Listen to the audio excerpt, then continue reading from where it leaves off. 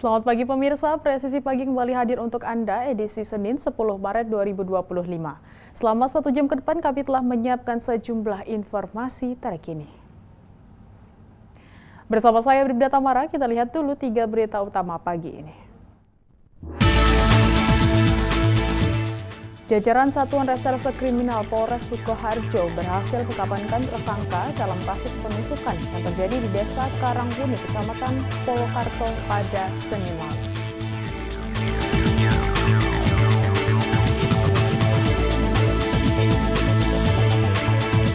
Polda Kepulauan Riau menggelar buka puasa bersama driver ojek online dan mahasiswa. Kegiatan ini digelar di Masjid As-Salam Batam Jumat tadi.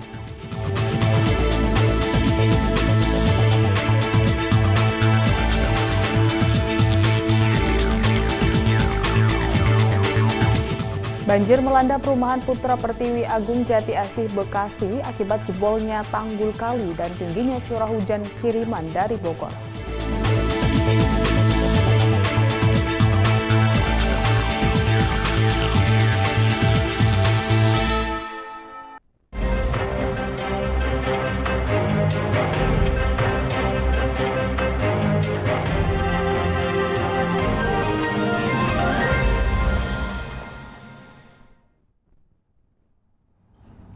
Polres Mojokerto di Jawa Timur menggelar sidak harga sembako ke pasar.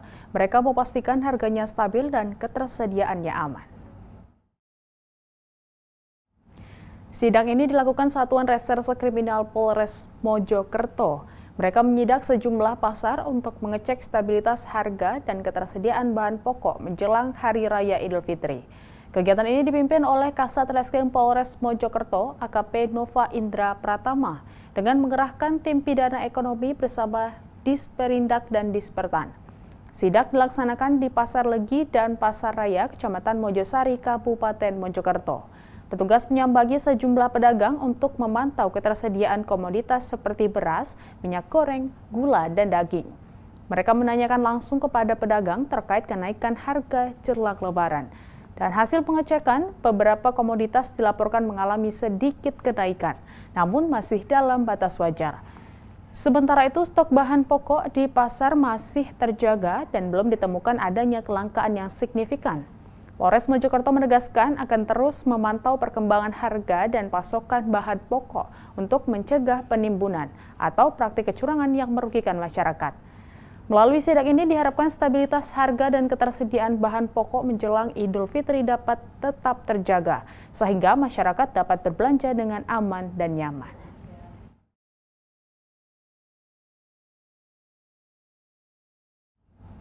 Jajaran Satuan Reserse Kriminal Polres Sukoharjo berhasil mengamankan Adi Suwanto alias Wanto bin Sugeng 35 tahun.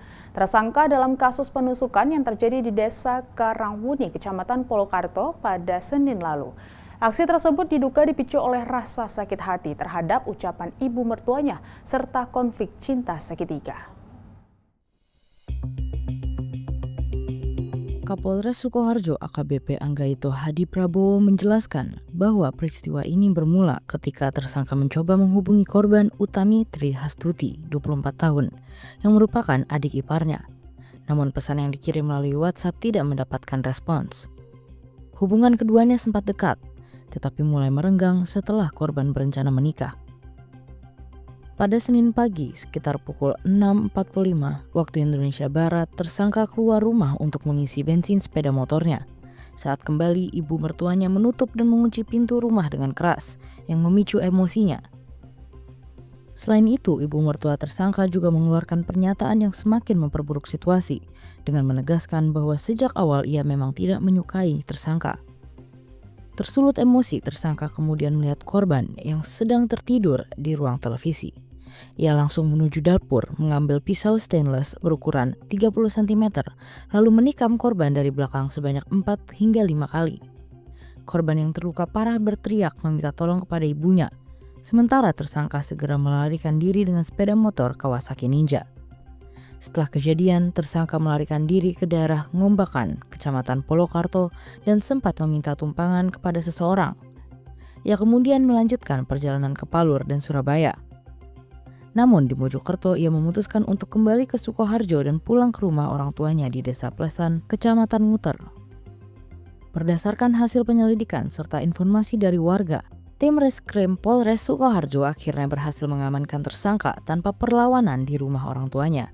Ia kemudian dibawa ke Polres Sukoharjo untuk menjalani pemeriksaan lebih lanjut. Dari lokasi kejadian, polisi mengamankan sejumlah barang bukti termasuk pisau dapur yang digunakan tersangka, baju korban yang berlumuran darah, serta handuk biru dan kemeja hijau milik korban yang juga terkena darah. Atas perbuatannya, tersangka dijerat dengan pasal 338, JO pasal 53 KUHP dan pasal 351 ayat 2 KUHP tentang percobaan pembunuhan serta penganiayaan yang mengakibatkan luka berat dengan ancaman hukuman maksimal 15 tahun penjara.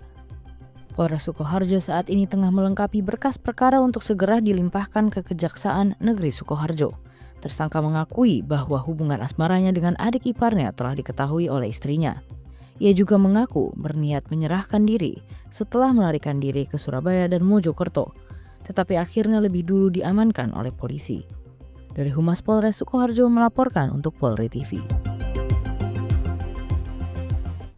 Polda Jawa Barat bersama Polres Garut berhasil mengungkap kasus tindak pidana pencurian dengan kekerasan yang terjadi di agen LPG PT LPG Garut Masum dan PT Muawanah Al Masum, Jalan Raya Bandung Garut, Kecamatan Banyuresmi, Kabupaten Garut. Peristiwa ini terjadi pada 27 Februari lalu sekitar pukul 3 waktu Indonesia Barat. Ketika dua orang korban, Rais Prayoga dan Sutisna, sedang tidur di tempat kerja mereka. 4 pelaku yang mengenakan masker mendatangi lokasi, lalu langsung menyekap korban dan mengancam mereka menggunakan senjata tajam, serta diduga senjata api. Setelah melumpuhkan para korban, para pelaku membawa kabur sejumlah barang, termasuk tabung gas, uang perusahaan, handphone, serta sepeda motor milik korban. Kasat Reskrim Polres Garut AKP Joko Prihatin menjelaskan bahwa setelah menerima laporan, tim dari Satreskrim bergerak cepat untuk mengidentifikasi dan mengamankan para pelaku. 2 orang berhasil diamankan, sementara 2 pelaku lainnya masih dalam pengejaran.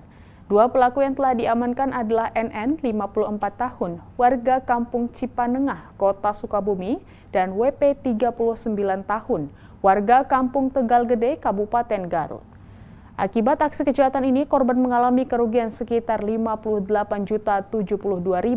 Dalam pengungkapan kasus ini, petugas juga berhasil mengamankan sejumlah barang bukti.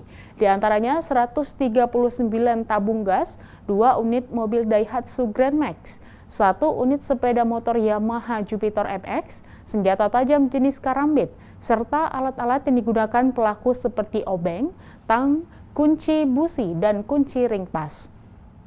Atas perbuatannya, kedua pelaku dijerat dengan pasal 365 KUHP tentang pencurian dengan kekerasan dengan ancaman hukuman maksimal 9 tahun penjara.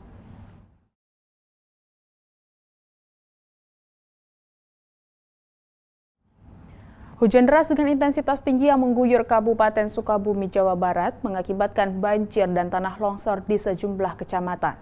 Personel Polres Sukabumi dengan sigap turun ke lapangan untuk membantu warga yang terdampak.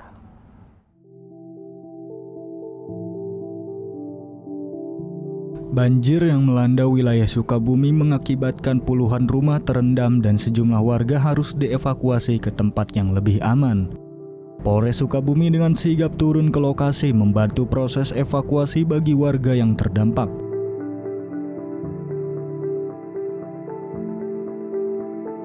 Dengan penuh kepedulian, anggota Polri bahu-membahu memastikan setiap warga mendapatkan bantuan dan perlindungan yang dibutuhkan. Kehadiran polisi di lokasi banjir menjadi harapan bagi masyarakat. Komitmen Polri untuk melayani, melindungi, dan mengayomi kembali dibuktikan melalui aksi nyata di lapangan.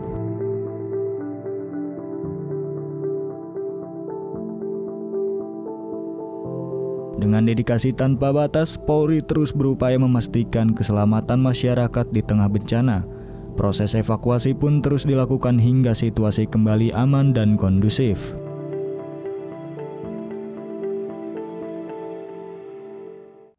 Direktorat Reserse Cyber Polda Jawa Barat menggelar konferensi pers pengungkapan kasus penyediaan jasa streaming pornografi melalui aplikasi berbayar bernama Hani. 7 tersangka termasuk pemilik dan pengelola agensi serta 5 wanita yang berperan sebagai talent berhasil diamankan. Pengungkapan kasus ini bermula dari laporan masyarakat yang kemudian ditindaklanjuti dengan patroli cyber. Terkait pengungkapan kasus asusila atau pornografi dengan menggunakan aplikasi. Ya, kasus ini terungkap sesuai dengan laporan polisi pada tanggal 27 Februari 2025.